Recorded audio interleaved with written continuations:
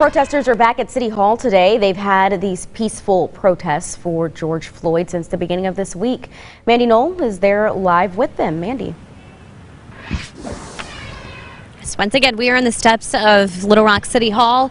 You can see this here, and you can see about 10 protesters behind me here, as they have been every morning. Some different faces than I've seen here the last couple days. So one of the organizers has just stepped away for a minute, but they've been telling me every morning we're going to keep coming back here. At this point, they've had a dialogue with the chief of police. They've had a dialogue with the mayor, and they really want to sit down and have a conversation with Governor Asa Hutchinson.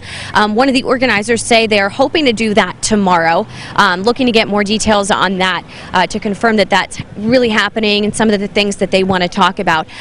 Some of the protesters here tell me they have been observing the curfew. They haven't been wanting to get involved with anything, any type of violence or any issues, anything that's been causing any issues in the city. So they've been going home at the 8 p.m. curfew to avoid any problems with police or any run-ins. But we are going to be out here as more people are probably going to be showing up here in the next 10 or 20 minutes. For now, live in Little Rock, back to you. No justice! No peace! Full lives matter! Protesters once again marched down Capitol Avenue Wednesday night. They marched to Chester Street and then stopped and listened to speakers. This march remained peaceful the entire evening. After stopping at Chester for about 30 minutes, they marched back to the Capitol for more speakers and singers. Go to your cars. Please go to your cars. I still see people standing. Go to your cars. The organizers of yesterday's official protest ended the event at the Capitol around 7 p.m. As you heard there, they encouraged people to leave at that time.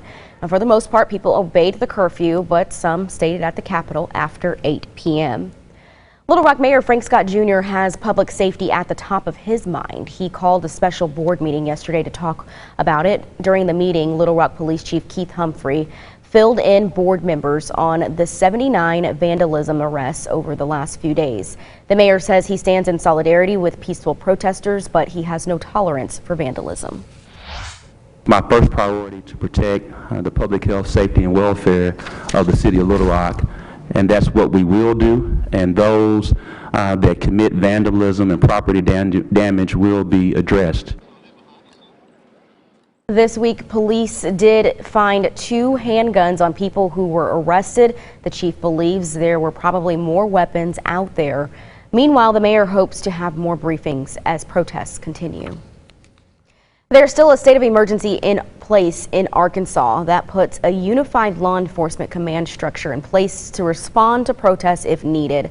Governor Hutchinson says law enforcement will protect peaceful protesters like on Tuesday night outside of the governor's mansion. He says police did not take any action that night until someone broke a McDonald's window.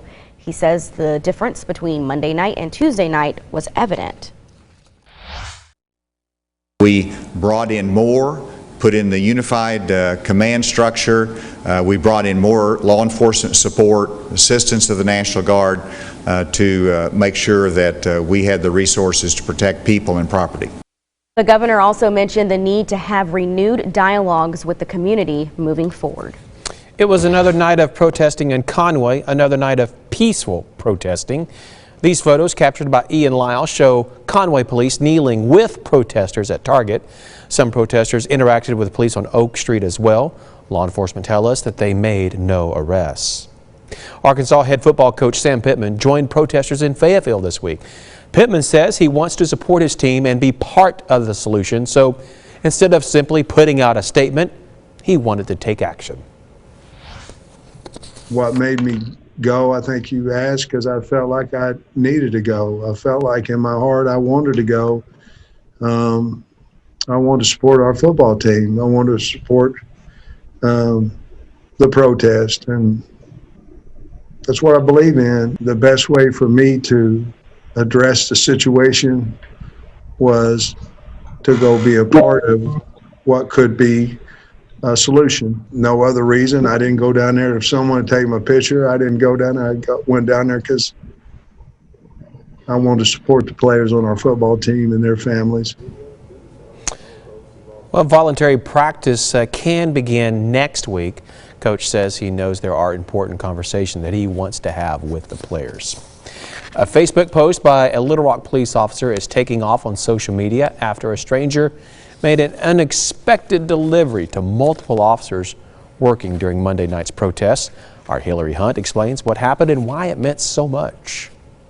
I think that people need to know that they're taken care of, like someone loves them. You could say kindness is in Joe Klein's DNA. I was thinking to myself, well, who's helping take care of them? So Monday night, he stopped by this Little Rock donut shop. Cookies and cream. It picked up a few for Little Rock police officers working the protest. So I just went in, bought some donuts down the street and walked and gave them to them. Little did he know his simple gesture would gain a lot of attention on social media after Detective Brittany Van Rossum posted this. I just kind of wanted to share this guy and what he had done. It wasn't about what was in this brown bag. It was about the message that came with it. We have been working a lot of extra hours and no days off, and it was really great to have just someone genuinely care, and his smile just kind of warmed you. Just his smile, let alone the act. Just proving sometimes it's the smallest actions that can carry the loudest message. A message Joe encourages you to pass on. You don't have to duplicate the way that you've seen other people love. Make up new ways. Again, that was Hillary Hunt reporting. Walmart is moving firearms and ammunition out of some U.S. stores. The company issued a statement saying, as a responsible seller of hunting and sporting firearms, we have temporarily removed firearms and ammunition from the sales floor in some stores out of an abundance of caution. Ending quote. Now, the move comes after nationwide protests against the death of George Floyd. Many businesses, including major retailers such as Target, were damaged or looted during the unrest. More than 12,000 people signed a petition to rename a building on the Harding University campus. They want to change the George S. Benson Auditorium to honor Botham Jean. Jean was killed by former Dallas police officer Amber Geiger while he was inside his own apartment. The Change.org petition cites an Arkansas Times article that talks about Benson's role in segregation at Harding University. New this morning, North Little Rock police want to find these two people. You'll see the video right there. Police say they were trying to open the front door of a house and were looking through the window. If you have any information that could help, call North Little Rock Police. You will be allowed to remain anonymous. Little Rock police are investigating after an early morning robbery at a Waffle House on Shackelford Road. It happened around 5 this morning. The manager did tell us someone robbed the restaurant, but the manager did not give us any more information than that.